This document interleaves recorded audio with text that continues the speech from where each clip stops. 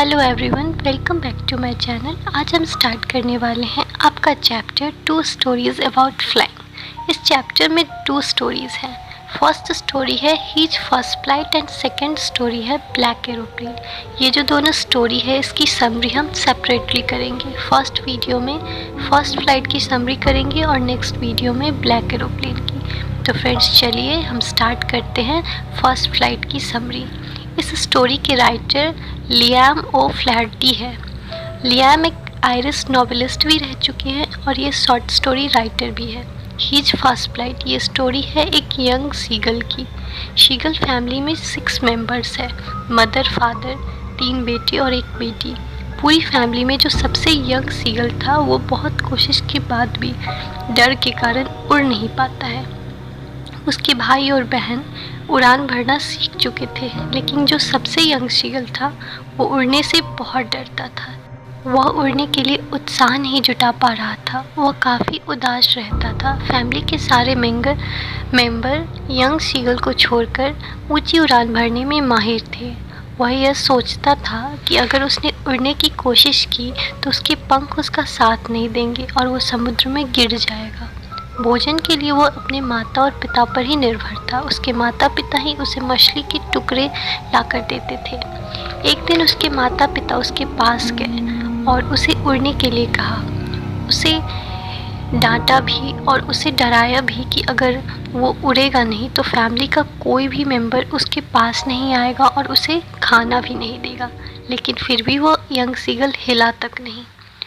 वो अपने भाई बहन को उड़ते देखता, मछली के शिकार के लिए समुद्र में गोते लगाते हुए देखता, लेकिन अब कोई भी उसे भोजन देने नहीं आता। 24 घंटे बीत गए पर अब तक कोई उसके पास नहीं आया था। उसके माता पिता उसके भाई बहनों को मछली पकड़ने के लिए समुद्र में गोते लगाने की कला में परिपूर्ण कर रहे थे।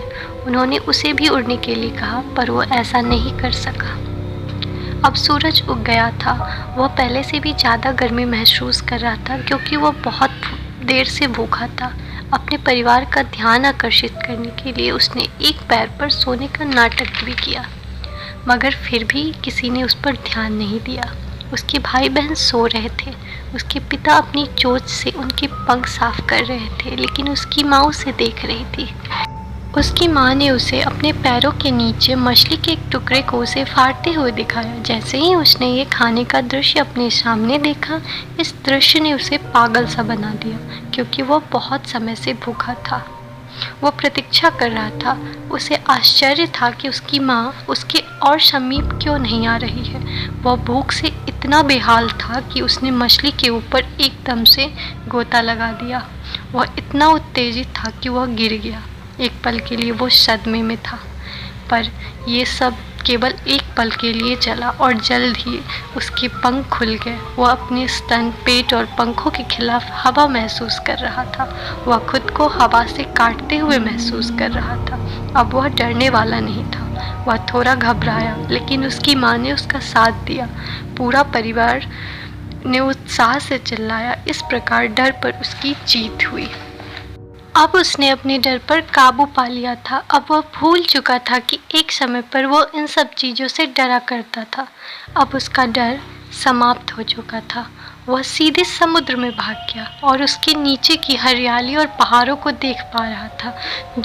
वह जीत का आनंद ले रहा था। उसकी पूरी फैमिली जो कभी उससे नाराज़ हुआ करती थी इस चीज़ को लेकर, अब उस पर गर्व कर रही है क्योंकि वह उड़ पा रहा था।